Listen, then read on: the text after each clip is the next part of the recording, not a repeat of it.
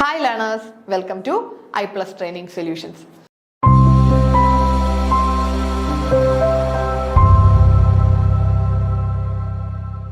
അപ്പോൾ നമുക്കിന്ന് നമ്മുടെ ഫൈനാൻഷ്യൽ മാനേജ്മെന്റ് എന്ന് പറയുന്ന ഒരു ഏരിയ നോക്കാം. ഫൈനാൻഷ്യൽ മാനേജ്മെന്റ് എന്ന് പറയുന്നത് നമുക്ക് കോമേഴ്സിന്റെ നെറ്റിനും സെറ്റിനും ഒക്കെ ചോദിക്കുന്ന അല്ലെങ്കിൽ അവിടെ എല്ലാം നമുക്ക് വേണ്ട ഒരു ഏരിയയാണ് ഫൈനാൻഷ്യൽ മാനേജ്മെന്റ്.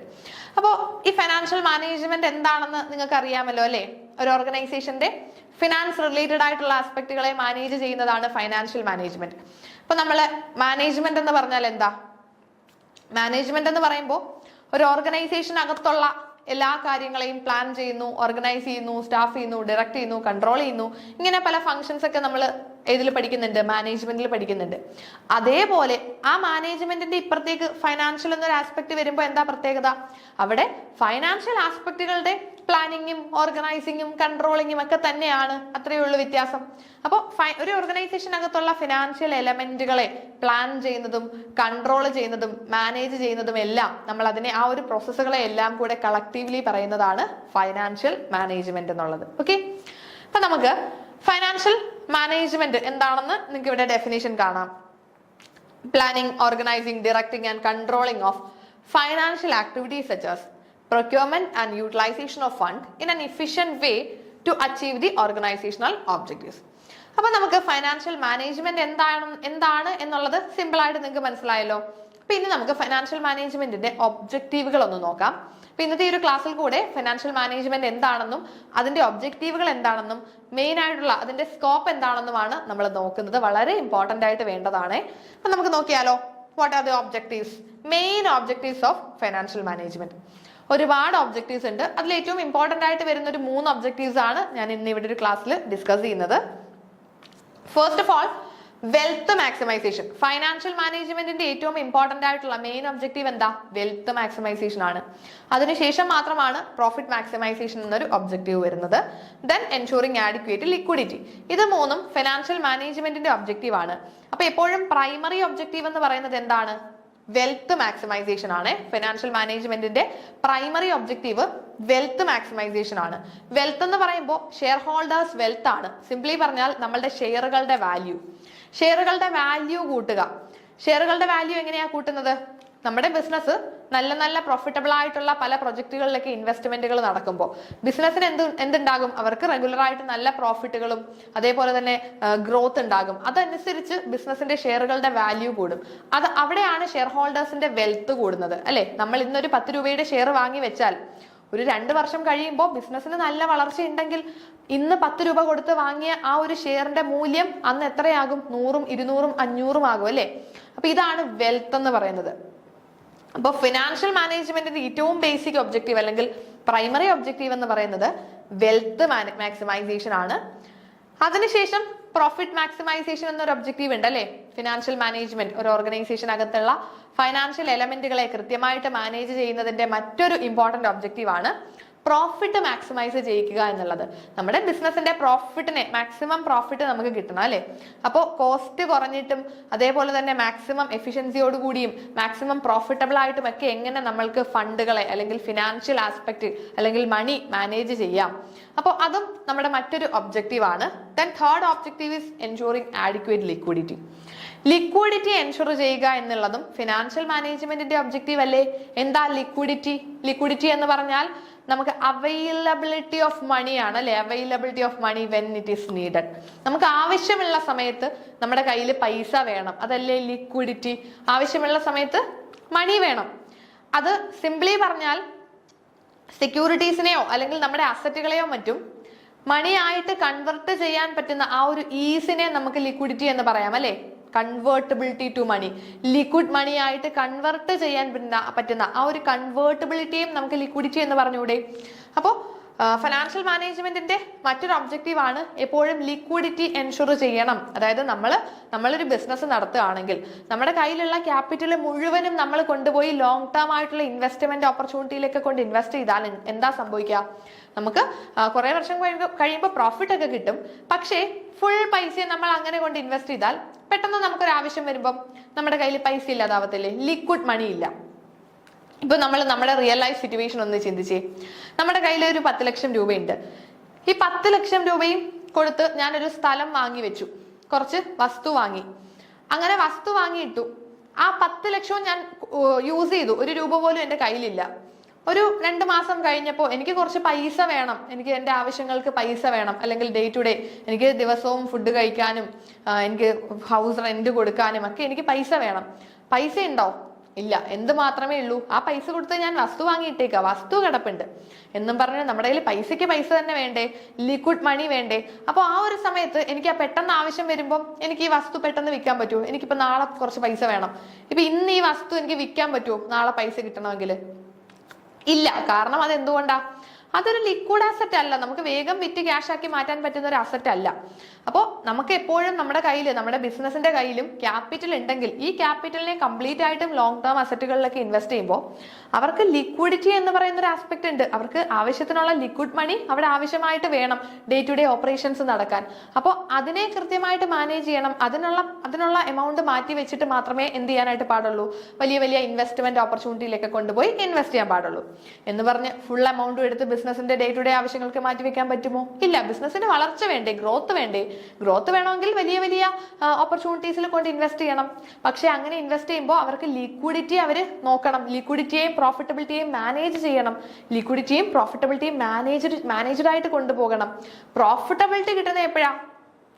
വലിയ വലിയ ഇൻവെസ്റ്റ്മെന്റ് നടത്തുമ്പോഴായിരിക്കും. ലിക്വിഡിറ്റി ഉണ്ടാകുന്നത് നമ്മുടെ കയ്യിൽ ലിക്വിഡ് മണി ഇരിക്കുമ്പോഴായിരിക്കും. പക്ഷേ ഇത് രണ്ടും വേണ്ടേ? പ്രോഫിറ്റബിലിറ്റി മാത്രമായാൽ ലിക്വിഡിറ്റി ഇല്ലാതായി പോകും. ലിക്വിഡിറ്റി മാത്രമായാലോ ഫുൾ പൈസയെ നമ്മൾ കയ്യിൽ സൂക്ഷിക്കുക, അങ്ങനെയാണെങ്കിൽ പ്രോഫിറ്റബിലിറ്റി ഇല്ലാതായി പോകും. രണ്ടിനെയും ബാലൻസ്ഡ് ആയിട്ട് കൊണ്ടുപോകണം. അതും ഫിനാൻഷ്യൽ മാനേജ്മെന്റിന്റെ ഒബ്ജക്റ്റീവ് അല്ലേ? അപ്പോൾ ലിക്വിഡിറ്റിയും പ്രോഫിറ്റബിലിറ്റിയും വെൽത്ത് മാക്സിമൈസേഷനുമാണ് ഫിനാൻഷ്യൽ മാനേജ്മെന്റിന്റെ മെയിൻ ഒബ്ജക്റ്റീവ്സ്. അപ്പൊ ഇത് മൂന്നും എന്താണെന്നുള്ള കാര്യം നിങ്ങൾക്ക് ക്ലിയർ ആയിട്ടുണ്ടല്ലോ. പിന്നെ നമുക്ക് ഫിനാൻഷ്യൽ മാനേജ്മെന്റിന്റെ സ്കോപ്പിലേക്ക് പോകാം. ആക്ച്വലി ഫൈനാൻഷ്യൽ മാനേജ്മെന്റ് എന്ന് പറഞ്ഞാൽ ഈ 3 ഏരിയാസിനെയാണ് മാനേജ് ചെയ്യുന്നത്. ഫൈനാൻഷ്യൽ മാനേജ്മെന്റിനെ നമ്മൾ 3ആയിട്ട് അങ്ങ് തരം തിരിച്ചേക്കുക. എന്തിന്റെയൊക്കെ മാനേജ്മെന്റ് ആണ്? Investment, financing, dividend. Investment decision, financing decision, dividend decision. ഇങ്ങനെയാണ് നമ്മുടെ ഫൈനാൻഷ്യൽ മാനേജ്മെന്റിനെ നമ്മൾ തരം തിരിച്ചേക്കുന്നത്, അല്ലെങ്കിൽ ഫൈനാൻഷ്യൽ മാനേജ്മെന്റിന്റെ സ്കോപ്പ്. ഈ 3 ഏരിയയിലും വേണം. ഇൻവെസ്റ്റ്മെന്റ് ഡിസിഷനിൽ കൃത്യമായിട്ടുള്ള ഫൈനാൻഷ്യൽ മാനേജ്മെന്റ് വേണം. ഫിനാൻസിങ് ഡിസിഷനിലും നമ്മൾ കൃത്യമായിട്ടുള്ള ഒരു ഫിനാൻഷ്യൽ മാനേജ്മെന്റ് ഉണ്ടായിരിക്കണം. ഡിവിഡൻഡ് ഡിസിഷനിലും ഫൈനാൻഷ്യൽ മാനേജ്മെന്റ് വേണം. ഒരു ബിസിനസ് ഫേമിനെ സംബന്ധിച്ചിടത്തോളം ഈ 3 ഏരിയാസിലാണ് കൃത്യമായിട്ടുള്ള ഫൈനാൻഷ്യൽ മാനേജ്മെന്റ് വേണ്ടത്, അല്ലെ? ഫൈനാൻഷ്യൽ എലമെന്റുകളെ മാനേജ് ചെയ്യേണ്ടത് കൃത്യമായിട്ടുള്ളൊരു മാനേജ്മെന്റ് അവിടെ വേണം. അതിൽ ഓരോന്നും നമുക്കൊന്ന് നോക്കാം. First one is investment decision ആണ്. ഇൻവെസ്റ്റ്മെന്റ് ഡിസിഷൻ ആണ് നമ്മൾ കുറച്ച് മുന്നേ പറഞ്ഞു. നമ്മുടെ കയ്യിൽ കുറച്ച് എമൗണ്ട് ഇരിപ്പുണ്ട്, നമ്മുടെ കയ്യിൽ ഒരു 10 ലക്ഷം ഉണ്ടെങ്കിൽ ഇതിനെ നമ്മൾ എവിടെയൊക്കെ ഇൻവെസ്റ്റ് ചെയ്യണം? ബിസിനസിന്റെ കയ്യിലിരിക്കുന്ന ക്യാപിറ്റൽ എവിടെ ഇൻവെസ്റ്റ് ചെയ്യണം? അതല്ലേ ആക്ച്വലി ഇൻവെസ്റ്റ്മെന്റ് ഡിസിഷൻ. ഇൻവെസ്റ്റ്മെന്റ് എന്ന് പറഞ്ഞാൽ എന്താ? നമ്മുടെ കയ്യിൽ കുറച്ച് പൈസ ഇരിക്കുമ്പോഴല്ലേ നമ്മൾ ഇൻവെസ്റ്റ് ചെയ്യുന്നത്. നമ്മൾ അത് കൊണ്ടുപോയിട്ട് പ്രോഫിറ്റ് കിട്ടുന്ന പല പല പ്രൊജക്ടുകളിൽ ഇൻവെസ്റ്റ് ചെയ്യും. അല്ലെങ്കിൽ നമ്മളൊരു ഇൻഡിവിജ്വൽ എന്ന നിലയ്ക്ക് നമ്മൾ കൊണ്ടുപോയിട്ട് ബാങ്കിൽ FD ഇടും, അല്ലെങ്കിൽ കറണ്ട് അക്കൗണ്ടിലേക്ക് ഇടും, അല്ലെങ്കിൽ പോസ്റ്റ് ഓഫീസിൽ കൊണ്ട് സേവിങ്സിൽ ഇടും. അങ്ങനെ പലതരത്തിൽ നമുക്ക് ഇൻവെസ്റ്റ് ചെയ്യാം. അതേപോലെ ഒരു ബിസിനസിന്റെ കയ്യിൽ കുറച്ച് എമൗണ്ട് ഉണ്ട്, അതായത് അവരുടെ കയ്യിൽ ക്യാപിറ്റൽ ഉണ്ട്. ഈ ക്യാപിറ്റൽ അവരെങ്ങനെ ഇൻവെസ്റ്റ് ചെയ്യണം, അതായത് എവിടെയൊക്കെ ഇൻവെസ്റ്റ് ചെയ്യണം, ആ ഒരു ഇൻവെസ്റ്റ്മെന്റിനെ നമ്മൾ ക്യാപിറ്റൽ ബഡ്ജറ്റിംഗ് എന്ന് പറയും. ലോങ് ടേം ഇൻവെസ്റ്റ്മെന്റുകളെയാണ് ക്യാപിറ്റൽ ബഡ്ജറ്റിംഗ് എന്ന് പറയുന്നത്. ഇപ്പൊ ബിസിനസിന്റെ ഇൻവെസ്റ്റ്മെന്റ് ഡിസിഷൻ എന്ന് പറയുമ്പോൾ അവരുടെ കയ്യിൽ ഇരിക്കുന്ന ക്യാപിറ്റൽ, ആ ക്യാപിറ്റൽ അവരെങ്ങനെ ഉപയോഗിക്കണം? അവർക്ക് ഇപ്പൊ 10 ലക്ഷം രൂപ ബിസിനസിന്റെ കയ്യിൽ ക്യാപിറ്റൽ ഉണ്ട്. ഈ 10 ലക്ഷം രൂപയിൽ എത്രയാണ് ക്യാപിറ്റൽ ബഡ്ജറ്റിങ്ങിന് വേണ്ടി എടുക്കേണ്ടത്, എത്രയാണ് വർക്കിംഗ് ക്യാപിറ്റലിലേക്ക് പോകേണ്ടത്? ക്യാപിറ്റൽ ബഡ്ജറ്റിംഗ് എന്ന് പറഞ്ഞാൽ ലോങ് ടേം ഇൻവെസ്റ്റ്മെന്റ് ഡിസിഷൻസ് ആണ്. Long term investment. അപ്പൊ ഈ 10 ലക്ഷം രൂപയിൽ എത്ര രൂപയാണ് വലിയ ലോങ് ടേം ഇൻവെസ്റ്റ്മെന്റുകളിലേക്ക് കൊണ്ട് ഇൻവെസ്റ്റ് ചെയ്യേണ്ടത്? എത്ര രൂപയാണ് നമ്മുടെ ഡേ ടു ഡേ ഓപ്പറേഷൻസിന് വേണ്ടി മാറ്റി വെക്കേണ്ടത്? ഡേ ടു ഡേ ഓപ്പറേഷൻസ് അല്ലെങ്കിൽ നമ്മുടെ ഓപ്പറേറ്റിംഗ് റിലേറ്റഡ് ആയിട്ടുള്ള കാര്യങ്ങൾക്ക് വേണ്ടിയിട്ട് ദിവസേനയുള്ള എംപ്ലോയീസിന്റെ വേജുകളും ഫാക്ടറിയുടെ റെന്റും മെറ്റീരിയൽസ് പർച്ചേസ് ചെയ്യണം, അങ്ങനെയുള്ള കാര്യങ്ങളുണ്ട് അല്ലെ? അപ്പോൾ ഇൻവെസ്റ്റ്മെന്റ് ഡിസിഷൻ എന്ന് പറഞ്ഞാൽ നമ്മളുടെ കയ്യിലിരിക്കുന്ന ക്യാപിറ്റൽ എത്രത്തോളമാണ് ലോങ് ടേം ഇൻവെസ്റ്റ്മെന്റുകളിലേക്ക് ഇടണം, എത്രത്തോളം നമ്മുടെ കയ്യിൽ വർക്കിംഗ് ക്യാപിറ്റലായിട്ട് സൂക്ഷിക്കണം. അപ്പോൾ ലോങ് ടേം ഇൻവെസ്റ്റ്മെന്റ് ഡിസിഷൻസിനെ നമ്മൾ ക്യാപിറ്റൽ ബഡ്ജറ്റിംഗ് എന്ന് പറയും. ഷോർട്ട് ടേം ഇൻവെസ്റ്റ്മെന്റ് ഡിസിഷൻസിനെ നമ്മൾ വർക്കിംഗ് ക്യാപിറ്റൽ മാനേജ്മെന്റ് എന്നും പറയും. അപ്പോൾ ഇത് രണ്ടുമാണ് ഇൻവെസ്റ്റ്മെന്റ് ഡിസിഷൻസിൽ വരുന്നത്. Okay, investment decision. അപ്പോൾ ഈ ഒരു ബഡ്ജറ്റിംഗ്, ക്യാപിറ്റൽ ബഡ്ജറ്റിംഗ് എന്ന് പറഞ്ഞാൽ നമ്മൾ പറഞ്ഞു ലോങ് ടേം ഇൻവെസ്റ്റ്മെന്റ് ഡിസിഷൻസ് ആണ്. അതായത് നമ്മുടെ കയ്യിലിരിക്കുന്ന ക്യാപിറ്റലിൽ എത്രത്തോളം ലോങ് ടേം ഇൻവെസ്റ്റ്മെന്റുകളിലേക്ക് ഇടണം, അതേപോലെ ആ ലോങ് ടേം ഇൻവെസ്റ്റ്മെന്റുകളെ എങ്ങനെ തിരഞ്ഞെടുക്കണം. നമ്മുടെ മുന്നിൽ ഒരുപാട് ഓൾട്ടർനേറ്റീവ് ഓപ്ഷൻസ് ഇല്ലേ, പല പല പല പ്രോജക്റ്റുകൾ നമ്മുടെ മുന്നിൽ കാണും, ഇതിൽ എവിടെ ഇൻവെസ്റ്റ് ചെയ്യണം. അപ്പോൾ അങ്ങനെയുള്ള ക്യാപിറ്റൽ ബഡ്ജറ്റിംഗ് ടെക്നിക്കുകളുണ്ട്. നമ്മൾ പല പ്രോജക്റ്റുകളെ ഇവാലുവേറ്റ് ചെയ്യാനായിട്ട് പല ടെക്നിക്സ് ഉണ്ട് നമ്മുടെ മുന്നിൽ അല്ലേ. ഓരോ പ്രോജക്റ്റുകളെയും ഇവാലുവേറ്റ് ചെയ്യാൻ പല ക്യാപിറ്റൽ ബഡ്ജറ്റിംഗ് ടെക്നിക്സ് ഉണ്ട്. ആ ക്യാപിറ്റൽ ബഡ്ജറ്റിംഗ് ടെക്നിക്കുകൾ ഉപയോഗിച്ചുകൊണ്ട് ഓരോ പ്രോജക്റ്റിനെയും ഇവാലുവേറ്റ് ചെയ്ത് ഏറ്റവും പ്രോഫിറ്റബിൾ ആയിട്ടുള്ള സ്ഥലങ്ങളിൽ നമുക്ക് ഇൻവെസ്റ്റ് ചെയ്യാം. അതാണ് നമ്മൾ ക്യാപിറ്റൽ ബഡ്ജറ്റിംഗിൽ പഠിക്കുന്നത്. വർക്കിംഗ് ക്യാപിറ്റലിലേക്ക് വരുമ്പോൾ നമ്മുടെ ഡേ ടു ഡേ ഓപ്പറേഷൻസിന് വേണ്ടിയുള്ള മണി അതെങ്ങനെ മാനേജ് ചെയ്യണം. അവിടെ നമുക്ക് ക്യാഷ് മാനേജ്മെന്റും റിസീവബിൾസ് മാനേജ്മെന്റും ഇൻവെന്ററി മാനേജ്മെന്റ് ഒക്കെ വരാറുണ്ട്. ഓക്കെ, അപ്പൊ അതാണ് നമ്മൾ ആ ഒരു ഇൻവെസ്റ്റ്മെന്റ് ഡിസിഷനിൽ നോക്കുന്നത്. പിന്നെയുള്ളത് ഫിനാൻസിങ് ഡിസിഷൻ ആണ്. ഫിനാൻസിങ് ഡിസിഷൻ എന്ന് പറഞ്ഞാൽ എന്താ, നമുക്ക് പൈസ വേണം, നമ്മുടെ കയ്യിൽ പൈസ ഇല്ല, നമ്മൾ പല സോഴ്സിൽ നിന്ന് ഫണ്ട് റേസ് ചെയ്യുന്നതാണ് ഫിനാൻസിങ് അല്ലെ. നമ്മൾ പറയത്തില്ലേ, നമ്മൾ കാർ എടുക്കുന്നത് ഫിനാൻസ് ഇട്ടിട്ടാണ്. എന്തുകൊണ്ട് അങ്ങനെ പറയുന്നത്? നമ്മുടെ കയ്യിൽ പൈസ ഇല്ല, നമ്മൾ ഫിനാൻസ് എടുക്കുകയാണ്. അപ്പൊ ഫിനാൻസിങ് ഡിസിഷൻ എന്ന് പറഞ്ഞാൽ ബിസിനസിന്റെ കയ്യിൽ പൈസ ഇല്ല, ബിസിനസിന് മണി എന്ത് ചെയ്യണം, ഫണ്ട് റേസ് ചെയ്യണം, ബോറോ ചെയ്യണം അല്ലെ, പല തരത്തിൽ ബിസിനസിന്റെ ക്യാപിറ്റൽ റേസ് ചെയ്യണം. അപ്പോൾ ഈ ഫിനാൻസിങ് ഡിസിഷനിൽ പറയുന്നത് എവിടുന്നൊക്കെ ഫണ്ട് എടുക്കണം, ഏതൊക്കെ സോഴ്സിൽ നിന്ന് നമ്മുടെ കമ്പനി ഫിനാൻസ് ബോറോ ചെയ്യണം എന്നിങ്ങനെയുള്ള ഡിസിഷൻസ് ആണ്. അപ്പോൾ ഫിനാൻസിങ് ഡിസിഷനിനകത്ത് കോസ്റ്റ് ഓഫ് ക്യാപിറ്റലും ക്യാപിറ്റൽ സ്ട്രക്ചർ ഡിസിഷൻസും ലിവറേജസും വരുന്നുണ്ട്. കോസ്റ്റ് ഓഫ് ക്യാപിറ്റൽ എന്ന് പറയുമ്പോൾ നമ്മൾക്ക് പല സോഴ്സിൽ നിന്ന് നമ്മൾ കമ്പനി ഫണ്ട് റേസ് ചെയ്യുമ്പോൾ ആ ഒരു ഇൻവെസ്റ്റേഴ്സ് അല്ലെങ്കിൽ നമുക്ക് പൈസ തരുന്നവരുണ്ടല്ലോ, ആ ഒരു ഇൻവെസ്റ്റേഴ്സ് എക്സ്പെക്ട് ചെയ്യുന്ന റിട്ടേൺ എത്രയാണ്, അതാണ് കോസ്റ്റ് ഓഫ് ക്യാപിറ്റൽ. അല്ലെങ്കിൽ കമ്പനി റേസ് ചെയ്യുന്ന ക്യാപിറ്റലിന് കമ്പനി കൊടുക്കേണ്ടി വരുന്ന കോസ്റ്റ്, അതാണ് കോസ്റ്റ് ഓഫ് ക്യാപിറ്റൽ. രണ്ട് പോയിന്റ് ഓഫ് വ്യൂവിൽ നിന്ന് പറയാം.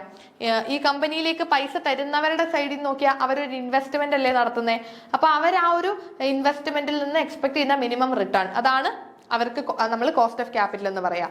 അതിനെ കോസ്റ്റ് എന്ന് പറയാൻ കാരണം നമ്മൾ ബിസിനസിന്റെ പോയിന്റ് ഓഫ് വ്യൂവിൽ നിന്ന് നോക്കുമ്പോൾ അതൊരു കോസ്റ്റ് ആണ്. കാരണം ബിസിനസ് റേസ് ചെയ്ത ക്യാപിറ്റലിന് ബിസിനസ് കൊടുക്കേണ്ടി വരുന്ന തുകയല്ലേ, ബിസിനസ് കൊടുക്കേണ്ടി വരുന്ന തുകയാണ്, അവർ കൊടുക്കേണ്ടി വരുന്ന കോസ്റ്റ് ആണ്. അപ്പോൾ ഫിനാൻസിങ് ഡിസിഷനകത്ത് നമ്മൾ കോസ്റ്റ് ഓഫ് ക്യാപിറ്റൽ നോക്കും. നമുക്ക് ഡെപ്റ്റ് ഫണ്ട് എടുക്കണോ, ഇക്വിറ്റി എടുക്കണോ, ഷെയറുകൾ ഇഷ്യൂ ചെയ്യണോ, ഡിബഞ്ചറുകൾ ഇഷ്യൂ ചെയ്യണോ, ബോറോ ചെയ്യണോ, ലോൺ എടുക്കണോ, ഇങ്ങനെ പല സോഴ്സ് ഉണ്ട് നമ്മുടെ മുന്നിൽ അല്ലെ. ബിസിനസിന്റെ പല സോഴ്സിൽ നിന്ന് ഫണ്ട് റേസ് ചെയ്യാം. ഇതിൽ ഏത് സോഴ്സിൽ നിന്ന് ഫണ്ട് റേസ് ചെയ്യണം എന്നിങ്ങനെയുള്ള കാര്യങ്ങൾ കോസ്റ്റ് ഓഫ് ക്യാപിറ്റൽ വെച്ചിട്ടായിരിക്കും നമ്മൾ തീരുമാനിക്കുക. ഏറ്റവും കോസ്റ്റ് ഓഫ് ക്യാപിറ്റൽ കുറവുള്ള സോഴ്സ് അല്ലേ നമ്മൾ തിരഞ്ഞെടുക്കത്തുള്ളൂ. അതേപോലെ ക്യാപിറ്റൽ സ്ട്രക്ചർ ഡിസിഷൻ എന്ന് പറഞ്ഞാൽ ഡെപ്റ്റ് ഇക്വിറ്റി മിക്സുകളാണ്. ഫേമിന്റെ ക്യാപിറ്റൽ സ്ട്രക്ചർ എങ്ങനെ വേണം, നമ്മുടെ ക്യാപിറ്റലിൽ എത്രത്തോളം ഡെപ്റ്റ് വേണം, അതായത് ബോറോഡ് ഫണ്ട് എത്രത്തോളം വേണം, കടമെടുത്ത ഫണ്ട് എത്രത്തോളം വേണം, എത്രത്തോളം ഇക്വിറ്റി വേണം, ബിസിനസിന്റെ ഓൺ ഫണ്ടുകൾ ഇക്വിറ്റി എത്രത്തോളം വേണം, ഡെപ്റ്റ് എത്ര വേണം, ആ ഒരു പോർഷൻ തീരുമാനിക്കുന്നത് ക്യാപിറ്റൽ സ്ട്രക്ചറിനെ എങ്ങനെ ഡിസൈൻ ചെയ്യണം, അതാണ് ക്യാപിറ്റൽ സ്ട്രക്ചർ ഡിസിഷൻസിൽ വരുന്നത്. ദെൻ ലിവറേജ് എന്ന് പറഞ്ഞാൽ എന്താ? ലിവറേജ് എന്ന് പറയുന്നത് രണ്ട് തരത്തിലുണ്ട്. ഓപ്പറേറ്റിംഗ് ലിവറേജും ഉണ്ട്, ഫൈനാൻഷ്യൽ ലിവറേജും ഉണ്ട്. ലിവറേജ് എന്ന് പറഞ്ഞാൽ ഫിക്സഡ് കോസ്റ്റ് കമ്പോണന്റുകളെ യൂസ് ചെയ്യുന്നതിനെ നമ്മൾ ലിവറേജ് എന്ന് പറയും. അതിൽ ഓപ്പറേറ്റിംഗ് ലിവറേജ് എന്ന് പറഞ്ഞാൽ നമ്മളുടെ പ്രൊഡക്ഷന്റെ സമയത്ത് വേരിയബിൾ കോസ്റ്റും ഫിക്സഡ് കോസ്റ്റും നമ്മൾ പഠിച്ചിട്ടുണ്ട്. അപ്പൊ ടോട്ടൽ കോസ്റ്റിലെ ഫിക്സഡ് കോസ്റ്റ് എലമെന്റുകളാണ് ഓപ്പറേറ്റിംഗ് ലിവറേജ്. ഫൈനാൻഷ്യൽ ലിവറേജ് എന്ന് പറയുന്നത് നമ്മുടെ ക്യാപിറ്റൽ സ്ട്രക്ചറിലെ ഫിക്സഡ് കോസ്റ്റ് എലമെന്റ് എന്താ? നമ്മുടെ ഡെപ്റ്റുകളാണ്. ഡെപ്റ്റ് ഫണ്ടുകൾക്കല്ലേ നമ്മൾ ഫിക്സഡ് ഇൻട്രസ്റ്റ് കൊടുക്കേണ്ടി വരുന്നത്. ഇക്വിറ്റി ഫണ്ടുകൾക്ക് ഫിക്സഡ് ആയിട്ടൊന്നും ഇൻട്രസ്റ്റ് ഒന്നും കൊടുക്കണ്ടല്ലോ. ഫിക്സഡ് ആയിട്ട് നമ്മൾ കോസ്റ്റ് ഉണ്ടാകുന്നത് ഡെപ്റ്റ് ഫണ്ടുകൾക്കാണ്. അപ്പോൾ ഫിനാൻഷ്യൽ ലിവറേജ് എന്ന് പറയുന്നത് ക്യാപിറ്റൽ സ്ട്രക്ചറിലെ ഡെപ്റ്റ് പോർഷനെയാണ്, എത്രത്തോളം ഡെപ്റ്റ് യൂസ് ചെയ്യുന്നു, അതാണ് നമ്മൾ ലിവറേജസിൽ പഠിക്കുന്നത്. അപ്പോൾ ഫൈനാൻസിങ് ഡിസിഷനിൽ വരുന്ന 3 ആസ്പെക്റ്റുകളാണ് cost of capital, capital structure decision, leverages. ഇനി last one is dividend decision.